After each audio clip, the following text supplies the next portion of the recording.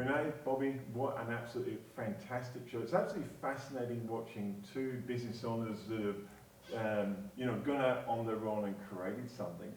For a business owner who's sitting there and they're thinking of stepping out now by themselves, Renae, first, what would your piece of advice to people who say, I'm just a bit nervous and I'm not too sure whether this is the right thing I should be doing?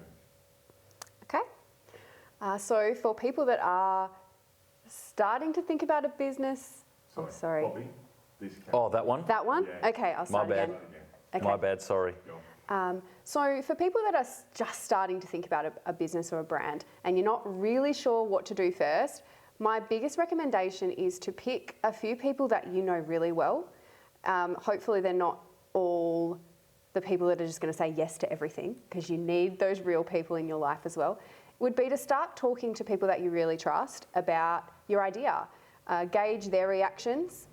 In saying that, you don't need to base your whole decision off what those people think. If you know something in your gut, then you should trust that feeling. But I think it's really important to start building a little brains trust around you and to start talking about the concept and what that might look like. Because you would be surprised if you've been rolling around something in your head for so long, having an outside view can open up so many fresh ideas. And the next step would be to get in touch with a professional. That might be someone like me, it might be a business coach, it might be your accountant, just somebody that has a business mind. So, yeah. Just to add on to that, I think it's awesome. But I think if you're looking at starting your own business, make sure that, as what Renae said, make sure you've got a passion for it.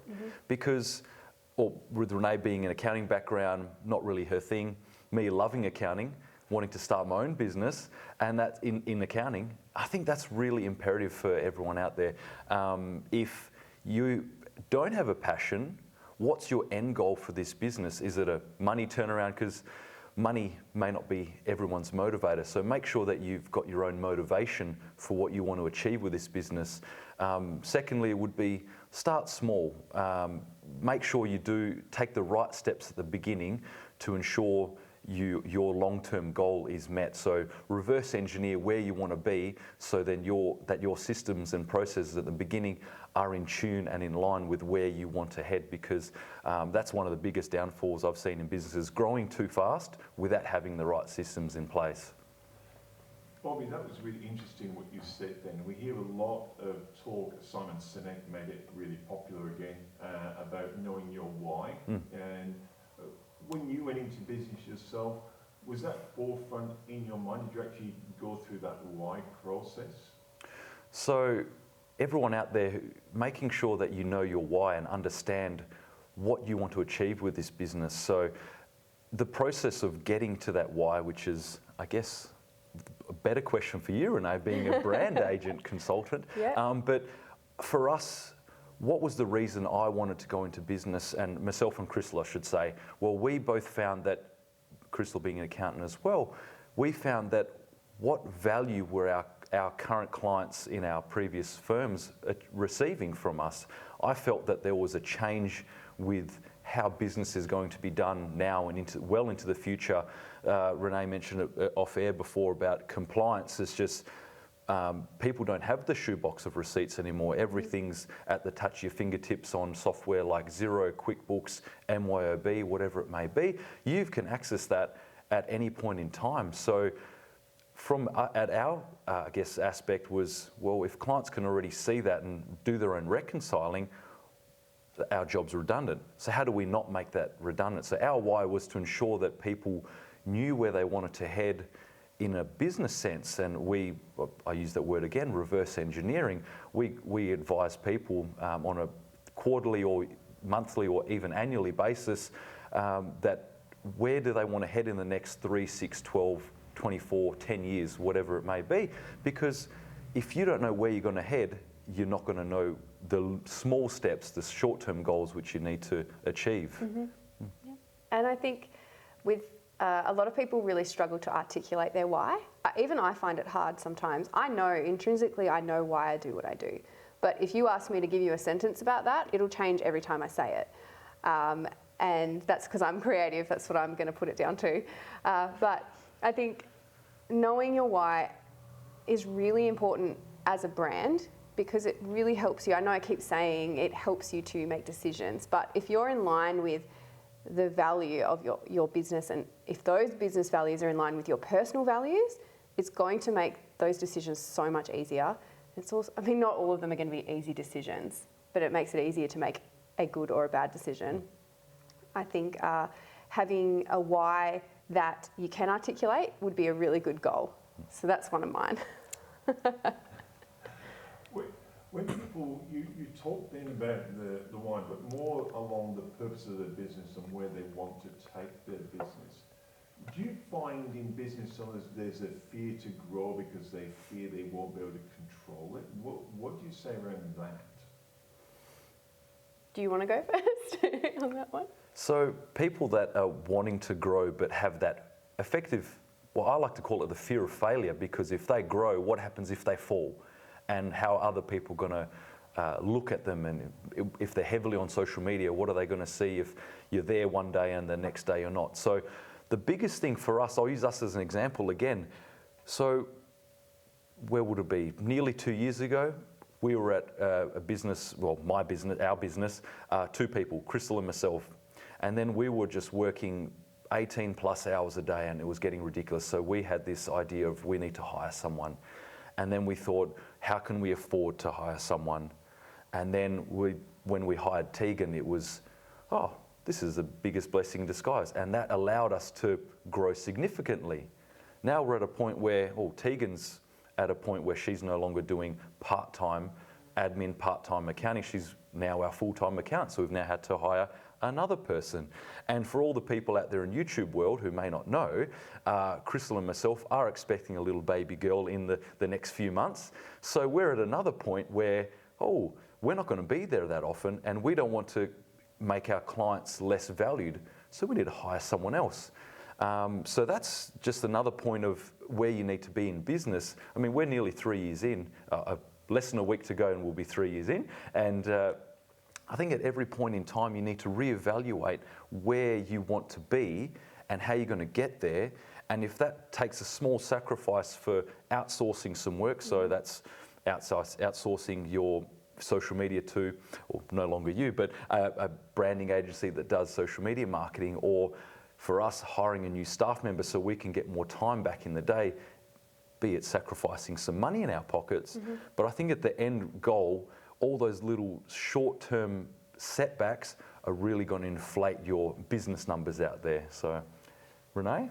Yeah. Any points to add? I think probably more to the emotional side of being fearful. I think fear is a healthy thing in business. If you don't have things on the line, what's the incentive to make it happen?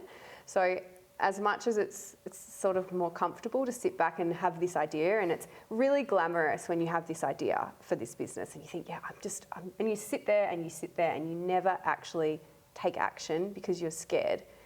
I think you have to get out of that comfort zone. And this is something that I challenge my clients to do, and I challenge myself all the time. It doesn't even have to be in relation to business, but just getting out of your comfort zone in any way in your life, it makes you stronger, it makes you less fearful of the things you can and can't control. So I think if you're sitting back and you're kind of a bit worried about something, or you're fearful that as you grow it's going to fail, is get out of your comfort zone in other ways and get out of your comfort zone in business too. And you just have to absorb the fear and go with it anyway. Renae, that was really interesting. You're just talking then about absorbing the fear and go for it anyway.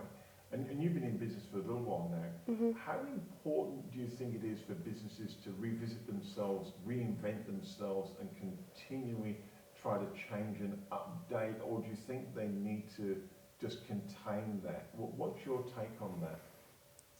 I've got to word that question. So as far as staying current and not being stagnant in your business, times are changing extremely fast, very, very quickly, depending on your industry. Social media is an example of a change that's been very recent. If you really think about it, Facebook and Instagram have only been around for the last decade, and yet we are completely absorbed in Instagram. My phone does not really leave my hand, I'll be honest. I have to give it to my PA sometimes and say, Alice, hold this for an hour so I can get some work done. So I think As far as the tools and the platforms and even just the values of current society, you do need to be up to date on those, and you will need to reinvent yourself several times within the values of your brand. So if you are a traditional brand, if one of your values is, say you're a company that's been around for 100 years, and one of those values is an old-fashioned customer service, something that would not be in line with that would be creating a website where there is no personality, or where you don't have an easy point of contact such as live chat. So I think it's important to reinvent yourself with tools that will align with those values. So an example would be in J Porter Clothing. We love having conversations and communicating with our customers. As business has grown, it gets harder because there are so many more people and we can't always have those one-on-one conversations. So something we've implemented when we do our big collection launches is to have live chat where Amy and I, or whoever's available, will sit and we'll talk our customers through the purchasing process. If they have a size question or anything small, we sit there and we're right there for them. So that's us using current technology to uphold a value. So, yeah. That's awesome. I don't think I have anything to add to that apart from the fact that consumers are changing the way they think. We're in the millennial age. Mm-hmm. The baby boomers are now not using as many services as you may think. Mm-hmm. They may have a lot of money, but they don't use it. Yep. So I think the way we're changing is, making sure that you're where your customers want to be, and be it in the phone, at the palm of your hand, which is, likewise, same as you.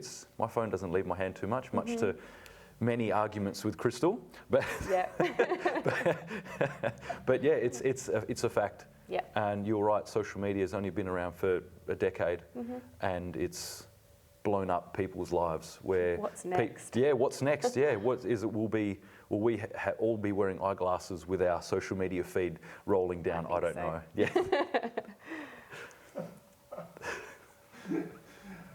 That's fantastic. As businesses yourselves and you're getting to that maturity stage now, Renae, first of all, if someone was looking at you and you're saying, well, everyone leads by example, what are a couple of things you're looking at with Josh now on growing your business that you can show people that say, look, even we're pushing ourselves beyond the barrier? What are the types of things you're looking for towards the future for your businesses? So the things that we are looking for to, I guess, help people be part of our community, and to be the example for businesses that come after us, and even some of the businesses that come before us, if I can be so bold as to say, is particularly with J Porter Clothing, I think I'll focus this on that, is the customer service experience, or the customer experience, is really important for us. And the challenge we're facing is being a boutique brand that has a global impact and still making our customers feel important to us on a personal level. So right now, if you walk into our HQ, we have a really amazing studio space warehouse. You will be greeted by everyone in the building. Usually we stand up and hug you. I'm not a big hugger, but I'm learning. Usually we'll hug you and we'll offer you a cup of tea or coffee or water. We'll talk to you about your life. We'll know about your kids. There are so many things that we do as a boutique brand. The challenge for us is how do we turn that into something on a bigger scale with people still feeling the love from us. So as far as what we're doing is we're customising all of our replies to anything automated. So just a really simple example, our order confirmation email, it's not just thank you for your order. There's an experience there. There's a question, there's a link to something else. We're looking at implementing more interviews with our clients about their lives. So not just about their fitness, which has been a big focus of ours. So we're trying, I guess, to enhance our customer experience by making our community feel even more part of what we do and trying to build people up to, I guess, build each other up.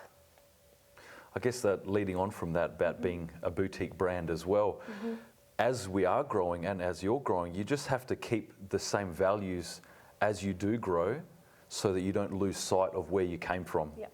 I think that's the biggest thing where people grow and they want to be bigger than Ben-Hur, but then their core values get misplaced. And I think what you guys are doing is amazing, making sure that, yes, it's automated And people probably know that, Yep. but you've put a lot of time into that automation and the message that you want to portray with those very small little points of different details. That still goes, they're still the same J Porter that they were 6 years ago Yep. to how they are in the next 20 years. So I think that's effectively what we want to try and achieve as well. As we grow bigger and bigger in size of staff and sales volume, we don't want to diminish our